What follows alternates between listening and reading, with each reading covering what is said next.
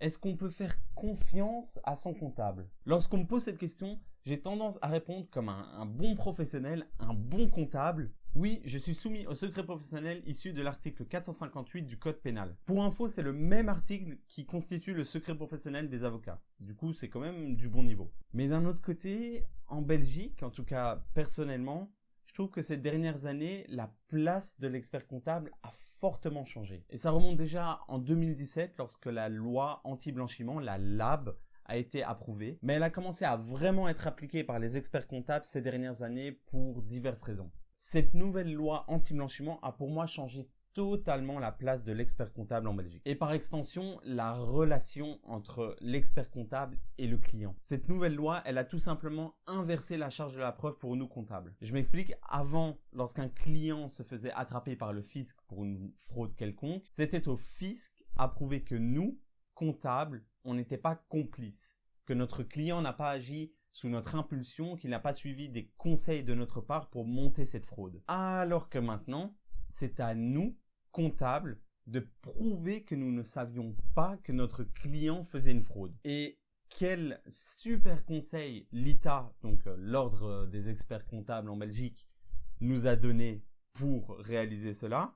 Conserver tous nos mails et échanges avec notre client. Et non, je déconne pas, là, maintenant, tu vas dans une classe qui est destinée aux futurs experts comptables, et ben le professeur, il va conseiller à ses élèves de conserver tous les mails avec les clients pour pouvoir prouver qu'ils ne sont pas complices dans le cas d'une fraude. Ça me paraît tellement précaire, tellement peu professionnel. Je sais pas vraiment à l'image de cette belle profession libérale qu'est l'expertise comptable. Tout ne tient qu'à un mail. Je trouve ça fou. C'est pas tout. Cette nouvelle loi anti-blanchiment impose plein de nouvelles contraintes et procédures administratives pour les experts comptables et les cabinets comptables en général. On nous impose par exemple un KYC, une analyse de risque. Chaque client doit être analysé sur base de son secteur, sur base de ses clients, s'ils proviennent de pays à risque, comme par exemple Dubaï, ou si notre client utilise beaucoup de cash dans son activité, eh bien tous ces facteurs peuvent augmenter le risque de notre client. On nous impose aussi de tenir un manuel de procédure interne, dont je vais t'épargner les détails et tu vas m'en remercier. On nous oblige aussi d'assurer des formations anti-blanchiment périodiquement pour chacun des collaborateurs d'un cabinet comptable. Donc ça va du comptable, le gestionnaire de ses clients, à la personne qui s'occupe de l'accueil. Enfin bref, plein de nouvelles procédures administratives super lourdes et aussi très chronophages. La cerise sur le gâteau, c'est peut-être l'obligation de déclaration de soupçons. Et c'est là qu'on va peut-être répondre à la question, est-ce qu'on peut faire confiance à son comptable en Belgique en 2025? Donc je vais prendre un exemple pratique pour t'expliquer cette nouvelle obligation. Imaginons que moi je suis expert comptable et que j'ai un client qui est un restaurant. À la fin de l'année, je réalise la clôture annuelle de ce client et je m'aperçois lors de cette clôture que d'un côté, il a beaucoup d'achats et de l'autre, pas beaucoup de ventes. Je pourrais donc me poser la question, est-ce qu'il n'a pas fait un peu de black, de vente non déclarée? Si lors de la clôture, je vois d'autres éléments comme ça, dorénavant, j'ai l'obligation de faire une déclaration de soupçon à la CETIF. La CETIF, en gros, c'est un organisme qui lutte contre le blanchiment d'argent. Et ce,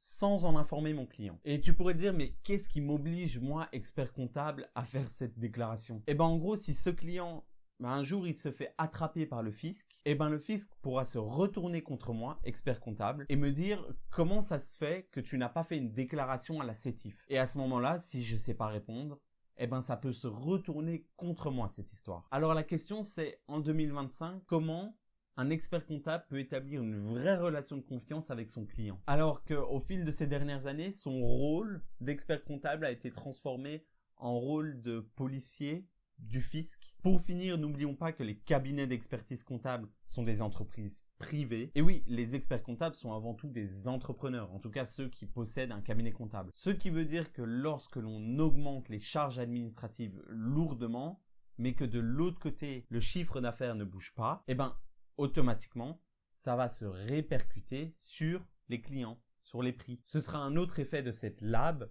l'évolution des prix des experts comptables en Belgique. Puisque maintenant, en plus des charges administratives supplémentaires, les experts comptables doivent prendre le risque en compte. Et aussi, c'était déjà assez dur pour certains de trouver un expert comptable, Et ben maintenant ce sera encore plus dur parce que j'imagine que les experts comptables vont être beaucoup plus regardants, beaucoup plus sélectifs sur leur clientèle. Ce sera tout pour cette vidéo où j'expose une opinion personnelle. N'hésite pas à lâcher un commentaire et un pouce bleu.